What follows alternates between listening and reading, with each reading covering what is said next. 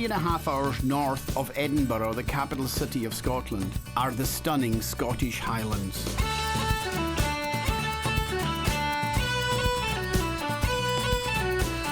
It's here that I've met up with my GRCC culinary students, Megan and April. We're on our way to Loch Leven to learn about Scottish shellfish. On the way, we stopped at a spot I've visited many times before.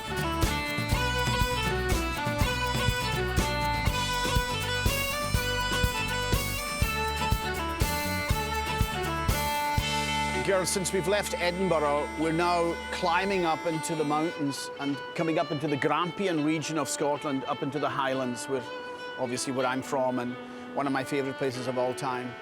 And you can see we're in between two massive hills here. Oh, maybe you could call that one a small mountain, but you can see the river coming right off it. And this area was famous for during the rebellions with the clans, when the clans were told that they couldn't wear their kilts or speak their own languages. This is where they were hiding out, you know what I mean? This bridge is actually famous for one particular person's hideout, Rob Roy, so I'm going to take you down. We used to play down here when we were young. You ready? One each, one hand for you, one hand for the road. Tree perfectly located there. Now be careful. The last thing I need is for you to fall into this river. This is where they used to hide. And they could fish as well here, so they had plenty fresh water. The brown trout is very, very beautiful here, very rich, very, very flavorful. See how clear the water is? Yeah. I mean, it's absolutely perfectly clear because it's just coming straight down from the mountain. Right.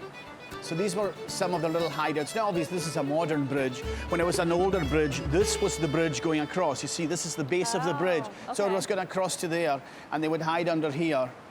And of course, if they went down that little valley there's plenty of little hiding spaces. How easy it would be to hide. Let's go.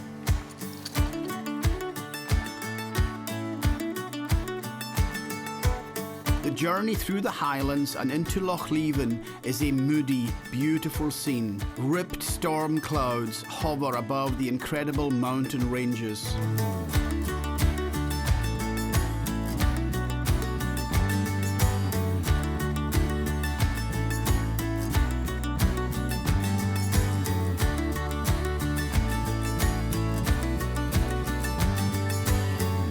Scotland's coasts are just covered with these little inlets which are called sea lochs, and this is Loch Leven, and this one is particular because it has a wonderful seafood restaurant, Loch Leven Seafood Cafe, and all of the fresh live shellfish are brought here by Loch Leven Shellfish Company, and they're stored here, and some of the shellfish is flown abroad, like 1 metric ton of razor clams is flown to Hong Kong every month. It's a massive amount. And they scour the coasts looking for these wonderful fresh shellfish, mussels, razor clams, langoustines, crabs, a beautiful brown crab, the Scottish brownie. It's really, really flavorful. Big lobsters. But the unique thing about this cafe is that they keep all their fish alive. So when the chef needs a piece of fish, he goes into the larder, he's actually going into a live tank and pulling it out alive and cooking it right there for you. Yeah. So that's what we want to do. We want to see the live tank, see the fresh fish, shellfish, and then Alison's going to prepare a big platter of seafood for us, which we're going to enjoy all together. One of the things I want you to notice is that these pipes that are coming down from the restaurant all the way to the sea, remember this is a sea loch, fresh sea water. The water is being pumped up all the way to the restaurant all the time, and it's flowing into the live tanks, and the water that was in the live tanks is flowing back out. So it keeps these shellfish alive really in great, great condition. In fact, you couldn't get better. You ready? Yeah, Okay, let's do that. Be careful, girls. Very, very dangerous.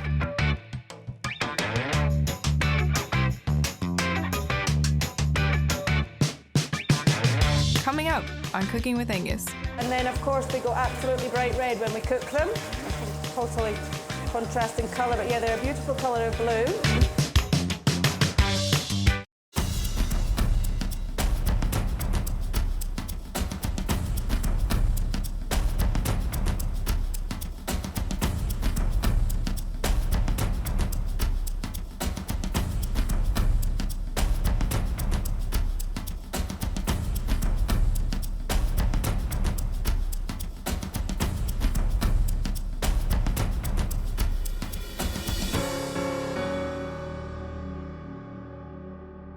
My first choice for college, GRCC. Why? Because what you learn in 2 years lets you transfer to a university at the top of your game. Because what you save in tuition is worth thousands of dollars. Because the hands-on learning and academic support are second to none. Because the honors program challenges you to do your best, while student life makes you feel connected to the world. All those reasons make GRCC my first choice and the best choice.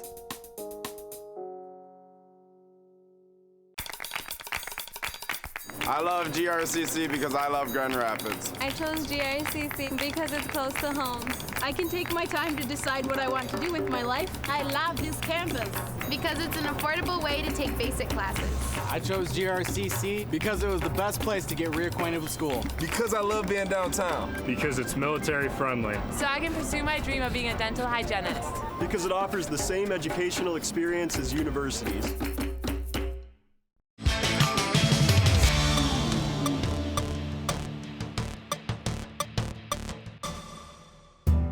Loch Leven is a sea loch in the Scottish Highlands. My GRCC students and I are here to learn about the amazing shellfish caught and cooked by Loch Leven Seafood Cafe. Alison from the cafe was about to show us the live tanks. Alison, tell us a little bit about this beautiful restaurant you have here by the ocean. Well, here we are at the Loch Leven Seafood Cafe, which is really a restaurant that was born by accident and has become really quite popular, and we've been started winning awards as being one of the best seafood restaurants in Scotland, and we have a reputation really throughout the world. My dad, who was originally a fisherman himself, started a business here exporting mainly to Spain with the seafood, live shellfish. From that, over the years, that has become more and more, and they're now exporting to about 30 countries worldwide, including a lot of the stuff going to Hong Kong and Singapore. My brother, who's not here today unfortunately, but who has the 3 fishing boats, so it's very much a family business. He goes out and dives for razor clams, scallops, catches crab, lobster, you know what, for everything. Comes back here and it goes into our tank rooms, which we're going to show you soon. So we decided to build a restaurant. And as I say, from, you know, everything comes from our boats straight into our tanks where we keep it live there. Oysters to different types of clams, razor clams, surf clams, palourd. We sometimes even use things like sea urchins in our cooking. Now you're going to go show us the live tanks. Yeah, I'm going to go and take you to the tanks.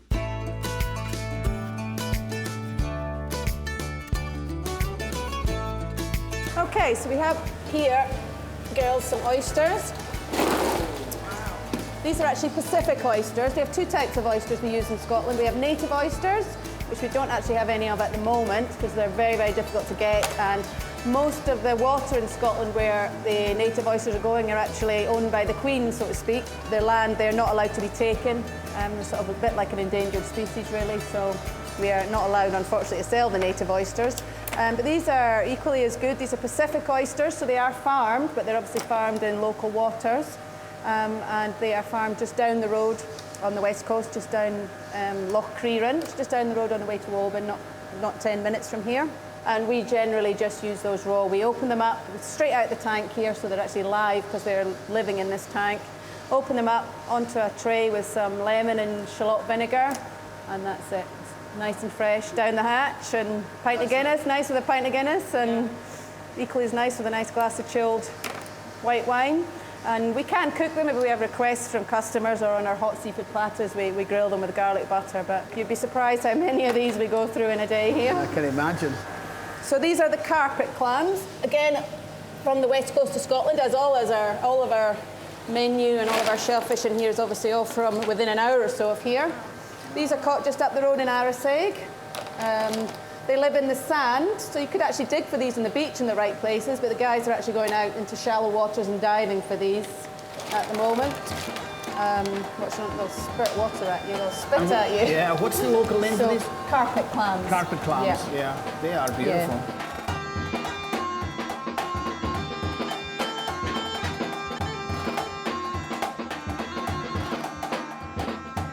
So in this tank here we have our Scottish West Coast lobster. We also have langoustine. I'm going to pull the lobster out and you can have a look at it. This one here is the kind of size of a lobster we would have on our menu. This is what you would get if you bought a seafood platter in the restaurant, or half a lobster It's amazingly salad. blue on the table. Beautifully blue, and then of course they go absolutely bright red when we cook them. some of them are a lot bluer than others. This would be an average size that we would use in the restaurant. However, we have got some big boys in here that we have for what we sell on the shop. This one here is obviously, he's an old one. You can tell he's quite old. He's got barnacles on his back, bless him. So he'd be more sought after to maybe export. And there's another huge one there. They're probably sort of 2 kilos plus. You see they've got the brightly coloured rubber bands on there. That's just to stop them eating each other. Langoustines and lobsters are cannibalistic, so they'll eat each other if you put them in without the bands. How do you cook them? We just boil them. Boil them? Yeah, we use tank water, so we're using very salty seawater, and we just bring it to the boil and boil them. Beautiful. Unless we're doing a hot lobster dish, like grilled lobster, in which case we would just cut them down the middle and grill them in garlic butter. Now this fish we very rarely see, well we never see in America. Really? So this is very Scottish. Okay, this would be, yeah, I mean, in Scotland we would locally call these prawns, but they're langoustines. And really they're very much like mini lobsters. Quite hard to get even nowadays in Scotland. Sometimes you feel like explaining. Somebody's risking their lives. Exactly, how difficult these things are to get. Absolutely delicious. They are very sweet, because they are in the cold salt water. Again, they will eat each other if we leave them like this. I'm going to try, they will just grab onto anything. And start eating it. Yeah, I mean, usually if you leave them and you pick them all up, you can have like a chain of langoustines, because they will just grab everything, including your finger, so don't get too close to them. But it's all right, we can keep them out. So that's why we keep them in these things that we call tubes. Again, so yeah, they're one of our most popular things. Sautéed or poached? Both. We do them cold, just with lemon. We serve them just with lemon and mayonnaise, homemade mayonnaise and lemon. Just again steamed and boiled in seawater and chilled, absolutely beautiful. Or we do them roasted in a garlic, herb and lemon butter, roasted in the oven, if you like them warmer.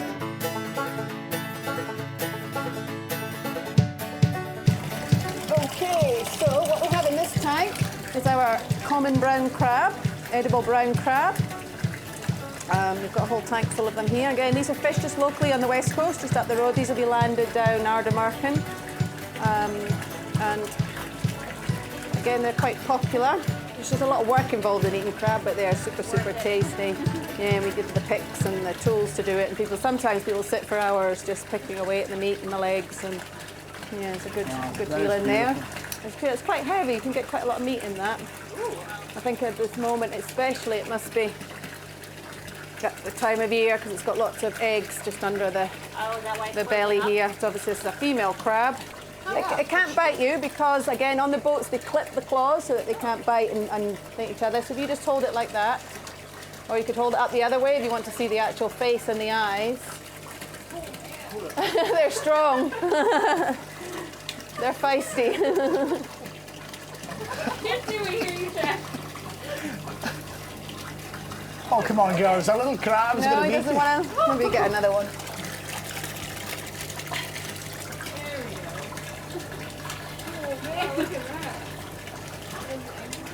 No, if you hold that one by one of the legs, it might make more.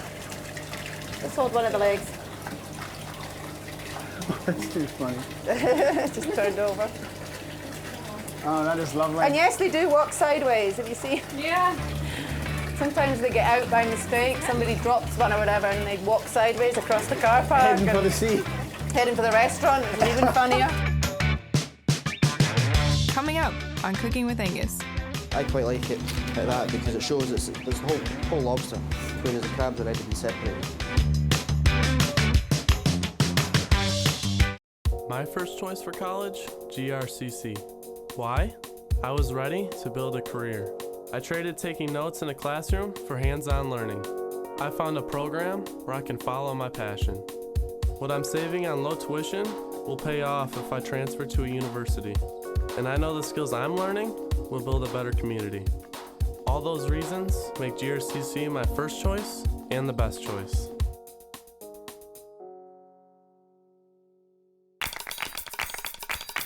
I chose GRCC because it's close to home and I like the campus. Because it's affordable. Because I love the atmosphere. Because they have a great photography program. Because they have a great psychology program. It has the same activities as any other college. Because I can get my general classes out the way. Because it's quality, affordable education. Because it's close to home. Because I love Grand Rapids. For medical sustain? Because it'll kickstart my future. At CC, it's a very diverse campus. Meeting people who come from more diverse environments and communities. GRCC best prepared me, I think, for the university. Like, it wasn't a big jump to where the university had harder classes. In order to advance myself, I needed to have at least an associate's degree. And it doesn't kill your pocketbook. I'm sure we saved thousands. I think it's a better experience. This is a lot more personal. I'm glad I came.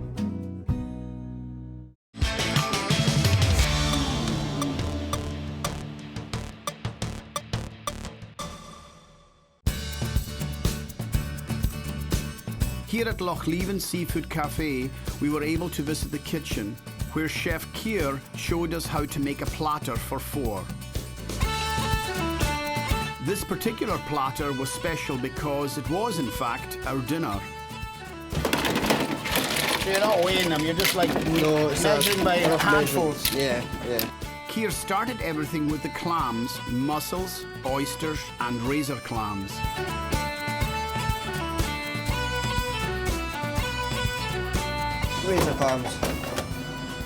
Razor clams in here. They get about 4 each. 4 each? The platter for 2, so we get 8. Platter for 4, we get 16. So 2, 3, Wow. 4, 5, 6, 7,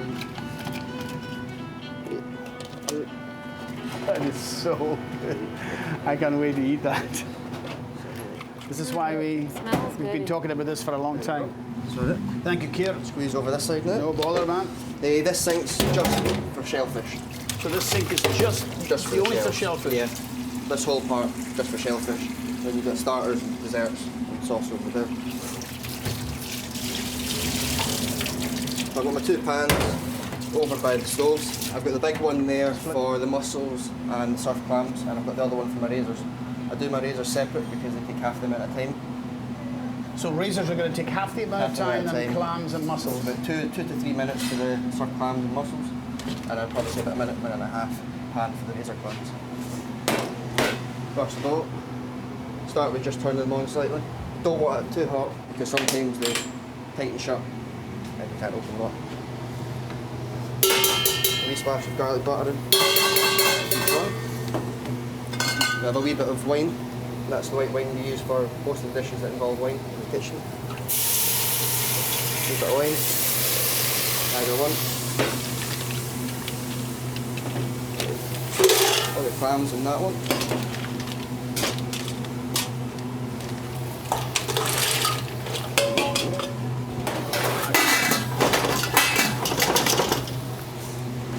And the razors here we can turn on low. You don't want to cook them too fast. Just get the heat in there. It's very important that you have a lid on it. Yeah, very important you have a lid on it to keep all the heat in rather than it evaporating. And it's not steaming it more as it's kind of just poaching at the bottom of the pan. So I've got them there. What I'll do now, while I'm waiting for my clams, my mussels and my razor clams to steam and open, I've got plenty of time to open my oysters. Open your oysters, okay? Yep. Opening oysters is a very specific skill and takes a lot of practice.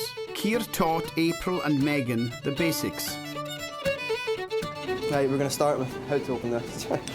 And you're wanting the sharp part of the blade away from you. It's not terribly sharp, you're not going to cut yourself on it, but you are because of the force you sometimes use. You start off at the very tip of the oyster there. What you want to do is just wiggle it, and then it just it has a natural opening. You don't want to go and twist too soon. You actually want to wiggle until it doesn't move anymore. Sometimes it needs a wee twist. And then, as I said, you always push away from you. So you cut away the top there. You can keep the top. Take away the shell. That's why I've got the tap running as well. I'm constantly got clean hands just moving away the shell rather than actually put more in. And then it's just a wee bit of mussel there. Wee slit. You can turn them upside down if you want, so it looks a wee bit nicer. It doesn't have that look to it. So some people do, they twist it the other way around just to give it a better finish. Now what we could do is I'll move you by the sink so it's a bit less of a mess. But be careful. If you don't lift until it's actually fully in. So just wiggle, lift a wee bit up just to try scoop in. And then when you think you've got it, it should just be a wee twist and it should pop open.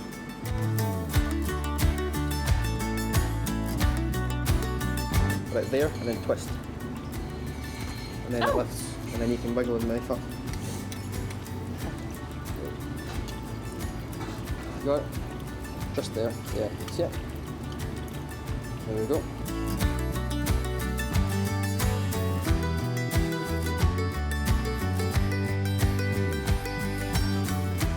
Try one more? No. No? You sure? I'll let her do it. No problem.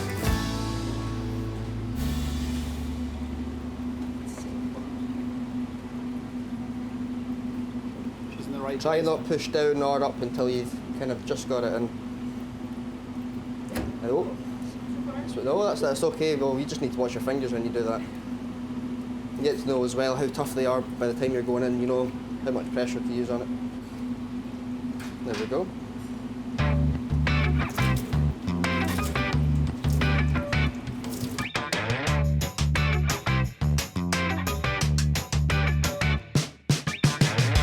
Coming up on Cooking with Angus. Wow, Alison. I can hardly believe you can carry that. It's so big.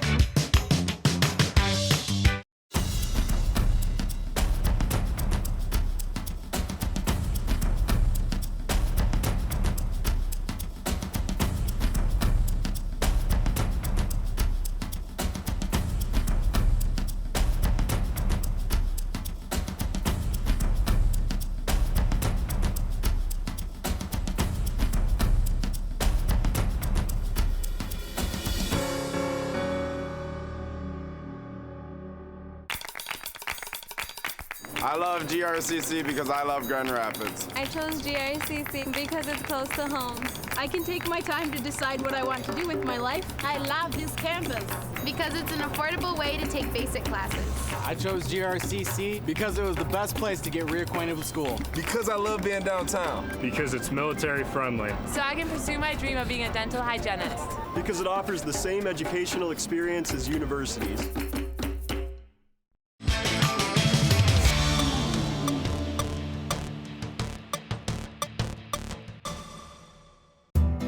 Back in the kitchen of Lochleven Seafood Cafe, Keir was showing us how to build the restaurant's incredible platter of typical Scottish shellfish. We always start off with a platter for four, well, any of the cold platters with seaweed at the bottom, just to give it a bit of protection from the ice. The seaweed itself is caught down at the beach every morning, and we steam it in water for about a minute and a half, take it out, drain it, so it still keeps that nice green colour. A couple of minutes in the water, it'll just go brown. You're not wanting that. So in the middle there, that's going to be the bed where the clams sit. And on the outside, I'm going to have my crab. And I don't want the crab flesh touching the ice, cool it down too much.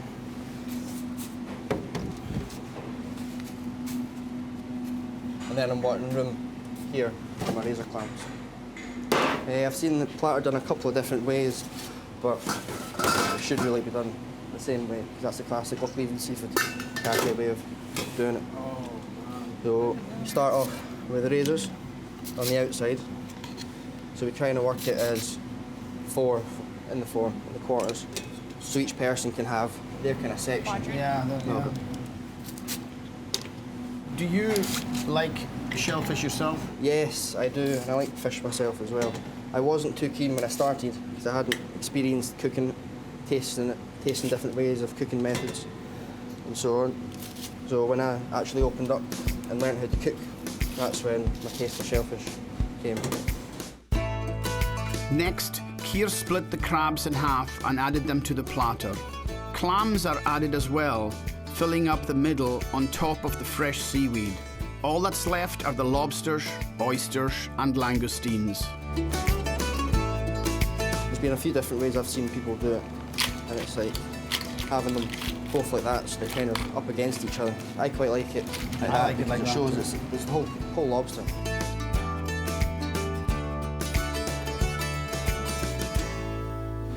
So now's probably a good time that I can fire my oysters on, because then I've got space for them. Trying to balance them on the top's not the best, so try to have a nice even space with it. Wow, that really is a shellfish platter, isn't it? Yeah, totally right. And the langoustines, I've seen people just place them about, looking for a bit of style while you're doing it. So rather than just plotting them about and just doing that, you can have them standing up over there.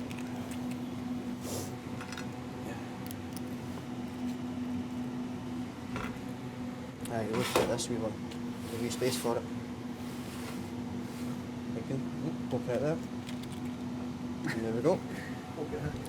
Got a few more of the shells scattered on top, just so you can see them, so it's not all down at the bottom. You want them out at you as well.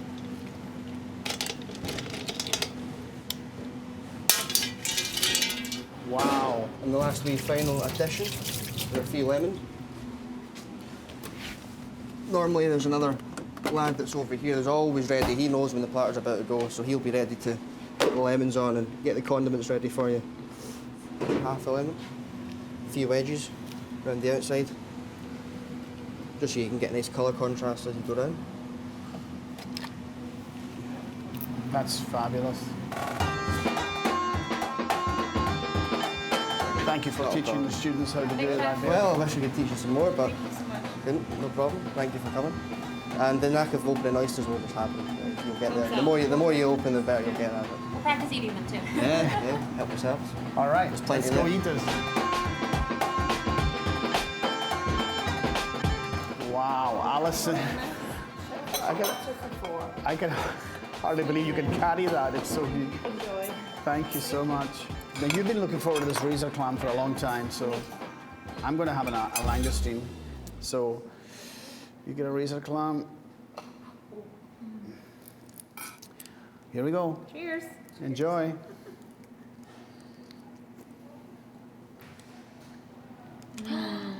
It's so sweet. Isn't it gorgeous? I waited a long time for that. It can take us a long time to get through this. Next time on Cooking with Angus. That's the best way to eat a Murray's pie. Very personal. Right out the oven, in the street, munching it. Let's go and make some.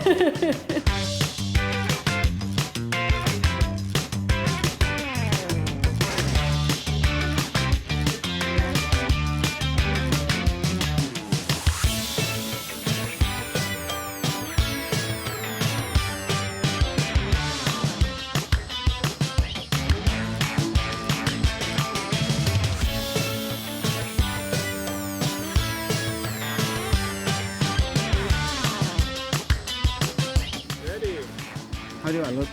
Beautiful. Yeah.